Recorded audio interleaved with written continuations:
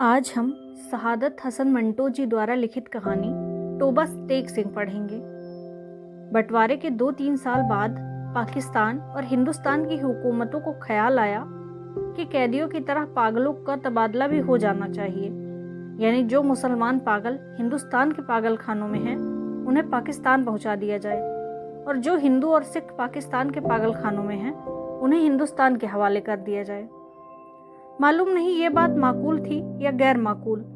बहरहाल दानिशमंदों के फैसले के मुताबिक इस फैसले पर भी ऊंची सतह की कॉन्फ्रेंसें हुई और बिल आखिर एक दिन पागलों के तबादले के लिए मुकर्रर हो गया। अच्छी तरह छानबीन की गई।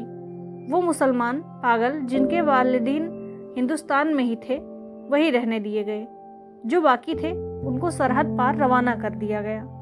यहाँ पाकिस्तान में चूंकि करीब करीब तमाम हिंदू सिख जा चुके थे, इसलिए किसी को रखने का सवाल ही नहीं पैदा हुआ था।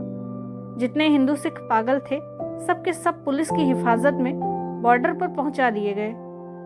उधर का मालूम नहीं, लेकिन इधर लाहौर के पागल खाने में जब इस तबादले की खबर पहुंची तो बड़ी दिलचस्प सेमीगोइयां होने लगी। एक मुसलमान पागल जो 12 बरस से हर रोज बाकायदगी के साथ जमींदारी पढ़ता था, उससे जब उसके एक दोस्त ने पूछा, मौलवी साहब ये पाकिस्तान क्या होता है, तो उसने बड़े गौर और फिक्र से बात जवाब दिया, हिंदुस्तान में एक ऐसी जगह जहां उस्तरे बनते हैं। ये जवाब सुनकर उसका दोस्त मुतमईन हो गया। इसी तरह एक सिख पागल ने दूसरे सिख पागल से पूछा, सरदार जी हमें हिंदुस्तान क्यों भेजा जा रहा है, हमें तो वहां की बोली नहीं आती।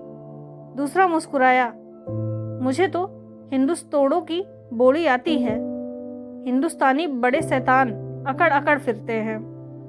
एक दिन नहाते नहाते एक मुसलमान पागल ने पाकिस्तान जिंदाबाद का नारा इस जोर से बुलंद किया कि फर्श पर फिसल कर गिरा और बेहोश हो गया। बाज पागल ऐसे भी थे जो पागल नहीं थे।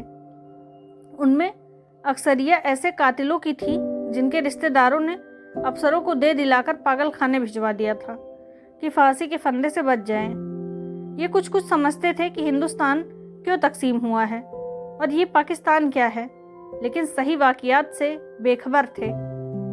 अखबारों से जो कुछ भी नहीं पता चलता था और पहरेदार सिपाही अनपढ़ और जाहिल थे, उनकी गुफ्तगू से भी कोई नतीजा बरामद नहीं होता था। उनको सिर्फ इतना मालूम था कि एक आदमी मोहम्मद अली जिन्ना है जिसको कायदे आज़म कहते हैं।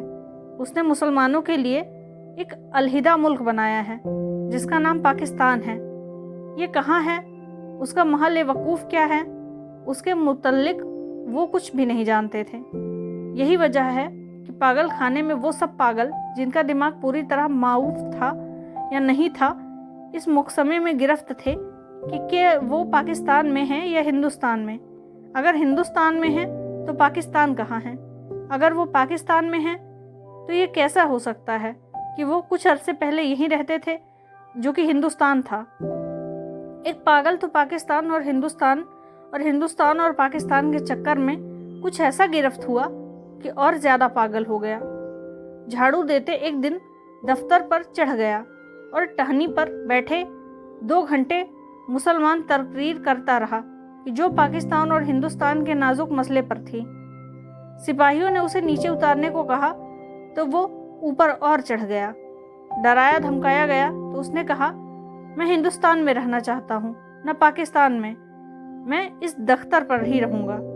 बड़ी मुश्किलों के बाद जब उसका दौरा सर्द पड़ा तो वो नीचे उतरा और अपने हिंदू सिख दोस्तों से गले मिल कर रोने लगा, इस ख्याल से कि उसका दिल भर आया था कि वो उसे छोड़कर हिंदुस्तान चले जाएंगे। एक MSc पास रेडियो इंजीनियर में जो मुसलमान था और दूसरे पागलों से बिल्कुल अलग था, बाग की एक खास रविश पर सारा दिन खामोश टहलता रहता था। ये तब्दीली नमूदार हुई कि उसमें तमाम कपड़े उतार कर दफअदार के हवाले कर दिए और नंग धड़ंग सारे बाग में चलना फिरना शुरू कर दिया।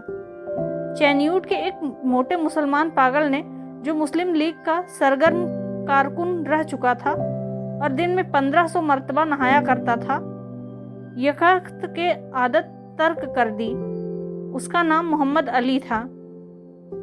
चुनाचे उसने एक दिन अपने जंगले में ऐलान कर दिया कि वो कायद-ए-आज़म मोहम्मद अली जिन्ना है। उसकी देखा देखी एक सिख पागल मास्टर तारा सिंह बन गया।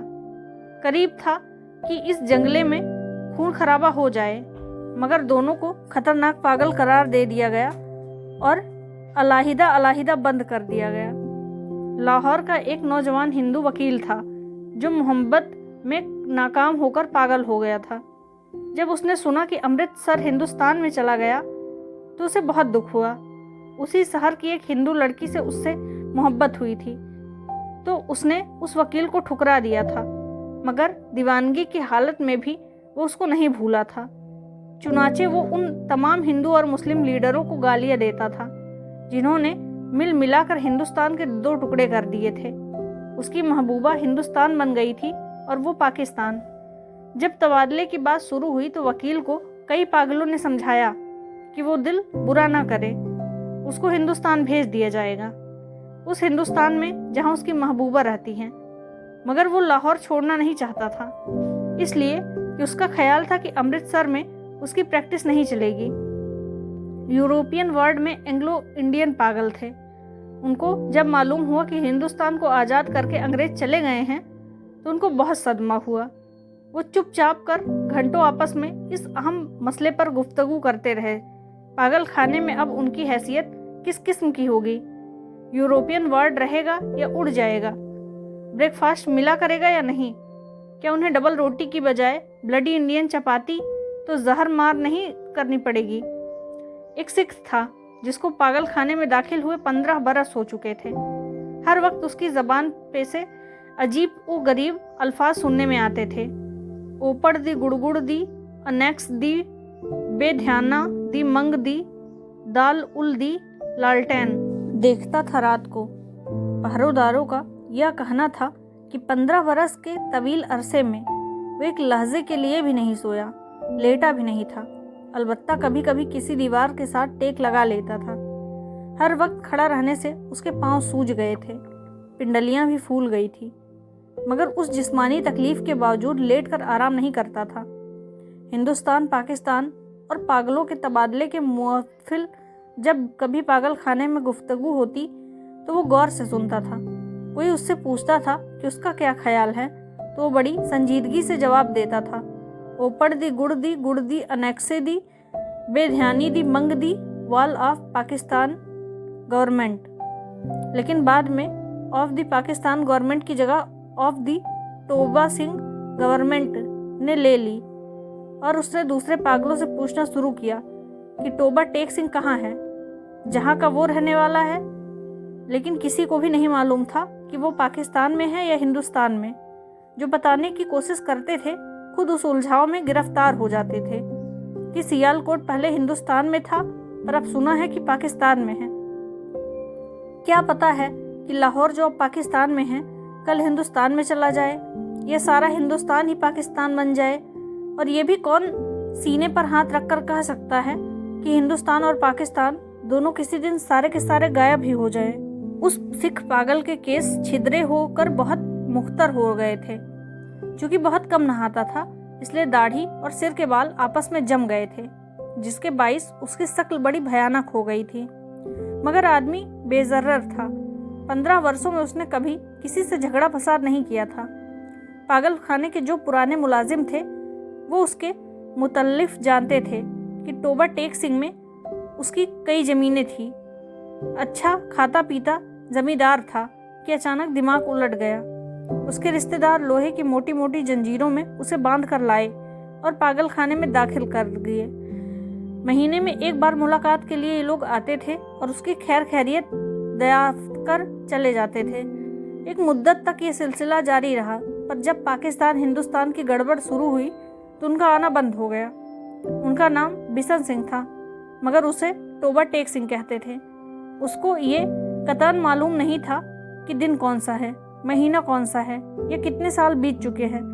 लेकिन हर महीने जब उसके अजीज़ और गरीब उससे मिलने आते थे तो उसे अपने आप पता चल जाता था। चुनाचे वो दफ्तर में कहता कि उसकी मुलाकात आ रही है। उस दिन वो अच्छी तरह नहाता, बदन पर खूब साबुन घिसता और सिर में तेल लगाकर कंघी करता। अपने कपड़े जो वो कभी इस्तेमाल नहीं करता था निकलवा के पहनता, यूँ सज कर मिलने वालों के पास जाता। वो उससे कुछ पूछते तो वो खामोश रहता, या कभी कभार ऊपर दी गुड़ अनेक्स दी बे ध्याना दी मंग दी वाली ऑफ लालटेन कह देता। उसकी एक लड़की थी जो हर महीने उस उंगली बढ़ती बढ़ती 15 वर्षों में जवान हो गई थी। बिशन सिंह उसको पहचानता ही नहीं था। वो बच्ची थी, जब भी अपने पापा को देखकर रोती थी। जवान हुई तब भी उसके आंखों में से आंसू बहते थे। पाकिस्तान और हिंदुस्तान का किस्सा शुरू हुआ तो उसने दूसरे पागलों से पूछना शुरू किया कि टोबा टेक सिंह कहाँ हैं। जब इत्मीनान बख्श जनाब ना मिला तो उसकी कुरेद दिन ब दिन बढ़ती गई। अब मुलाकात भी नहीं होती थी। पहले तो उसे अपने आप पता चल गया था कि मिलने वाले आ रहे हैं, पर अब जैसे जैसे उसके दिल की आवाज़ भी बंद हो गई, उसे उनकी आमाद की खबर दे दिया करती थी। उसकी बड़ी ख्वाहिश थी कि वह लोग आए जो उससे हमदर्दी का इजहार करते थे और उसके लिए फल, मिठाइयाँ और कपड़े लाते थे।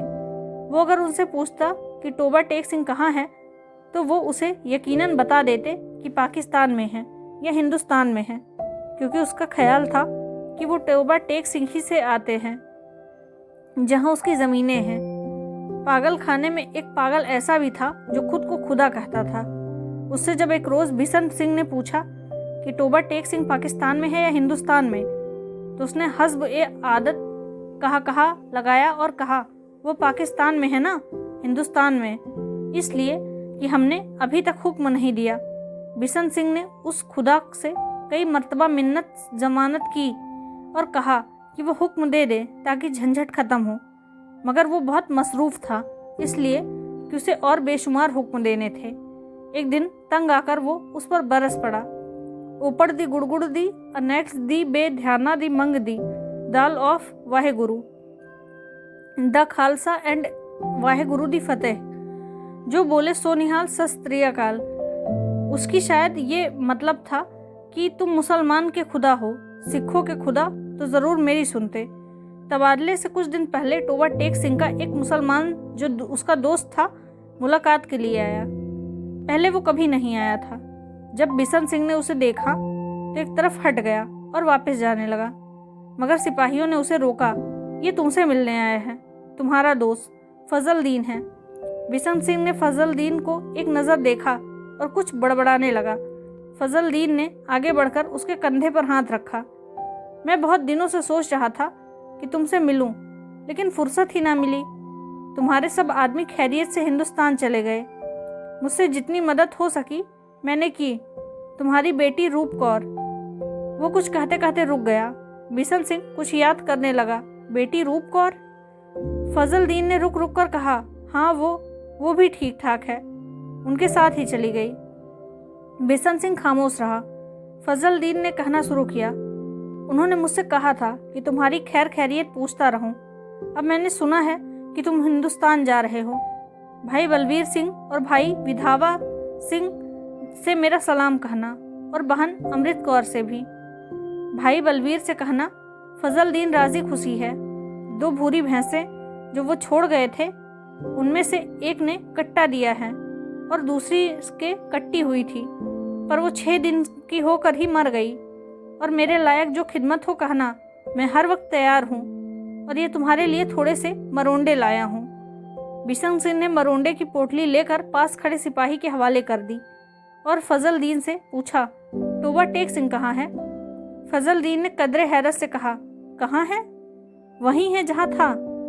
बिशन सिंह ने फिर पूछा, पाकिस्तान में या हिंदुस्तान में? हिंदुस्तान में। नहीं, पाकिस्तान में।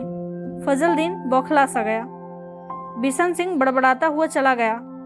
ऊपर दी गुड़गुड़ दी अनेक्स दी बेध्याना दी मंग the of Pakistan and Hindustan of the दुरफेट मुंह।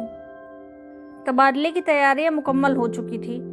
इधर से उधर से इधर आने वाले पागलों की फरिश्तों पहुंच गई थी और तबादले का दिन भी मुकर्रर हो गया था। सख्त सर्दियां थी। जब लाहौर के पागल खाने से हिंदू सिख पागलों से भरी हुई लारियां पुलिस के मुहाफिज दस्ते में साथ रवाना हुई, मुतमईक अफसर भी हमराह हो गए। बाघा के बॉर्डर पर तरफैन के सुपरिटेंडेंट एक दूसरे से मिले और इब्तदाई कार्रवाई खत्म होने के बाद तबादला शुरू हो गया, जो रात भर जारी रहा। पागलों को लारियों से निकालना और उनको दूसरे अफसरों के हवाले करना बड़ा कठिन काम था। बास तो बाहर निकलते ही नहीं थे। जो निकलने पर रजामंद हुए थे उनको संभालना मुश्किल हो जाता था, क्योंकि इधर उधर भाग उठते थे। जो नंगे थे उनको कपड़े पहनाए जाते, वो फाड़ कर अपने तन से जुदा कर देते। कोई गालियां बक रहा था, कोई गा रहा था, आपस में लड़ झगड़ रहे थे, रो रहे थे, बिलख रहे थे। कान पड़ी आवाज सुनाई नहीं देती थी। पागल औरतों का शोर और गोगा अलग था और सर्दी इतनी कड़ाके की कि दांत से दांत बज रहे थे। पागलों की अक्सरियत इस तबादले के हक में नहीं थी, इसलिए कि उनकी समझ में नहीं आता था कि उन्हें अपनी जगह से उखाड़ कर यहाँ फेंका जा रहा है। वो चंद जो कुछ सोच समझ सकते थे, पाकिस्तान जिंदाबाद और पाकिस्तान मुर्दाबाद के नारे लगा रहे थे। 2-3 मरतबा फसाद होते होते बचा, क्योंकि बाज मुसलमानों और सिखों को ये नारा सुनकर तैस आ गया था। जब बिशन सिंह की बारी आई और बाघा के उस पार मुतल्लिफ अफसर उसका नाम रजिस्टर में दर्ज करने लगा, तो उसने पूछा, तोबा टेक सिंह कहाँ है, पाकिस्तान में या हिंदुस्तान में? मुतल्लिफ अफसर हंसा, पाकिस्तान में। ये सुनकर बिशन सिंह उछलकर एक तरफ हटा और दौड़कर अपने बाकी मांदा साथियों के पास पहुंच गया। पाकिस्तानी सिपाहियों ने उसे पकड़ लिया और दूसरी तरफ ले जाने लगे, मगर उसने चलने से इनकार कर दिया। तोबा टेक सिंह यहाँ है, और जोर जोर से चिल्लाने लगा। ऊपड़ दी गुड़गुड़ दी, अनेक्स दी बेध्याना दी, मंग दी दल ऑफ तोबा टेक सिंह एंड पाकिस्तान। उसे बहुत समझाया गया कि देखो, अब तोबा टेक सिंह हिंदुस्तान में चला गया है, अगर नहीं गया तो उसे फौरन वहां भेज दिया जाएगा। मगर वो ना माना। जब उसको जबरदस्ती दूसरी तरफ ले जाने की कोशिश की गई, तो वो दरमियान में एक जगह इस अंदाज में अपनी सूजी हुई टांगों पर खड़ा हो गया जैसे अब उसे कोई ताकत वहां से हिला नहीं सकती। आदमी चूंकि बेजर्र था, इसलिए उससे मजीद जबरदस्ती ना की गई। उसको वहीं खड़ा रहने दिया गया और तबादले का बाकी काम होता रहा। सूरज निकलने से पहले साकित ओ सामित बिशन सिंह के हलक में से एक एक सिफाग चीख निकली। इधर उधर से कई अफसर दौड़े और देखा कि वो आदमी जो 15 बरस तक दिन रात अपनी टांगों पर खड़ा रहा था, औंधे मुंह लेटा है। उधर खारदार तारों के पीछे हिंदुस्तान था, इधर वैसे ही तारों के पीछे पाकिस्तान। दरमियान में जमीन के टुकड़े पर, जिसका कोई नाम नहीं था, तोबा टेक सिंह पड़ा था। धन्यवाद।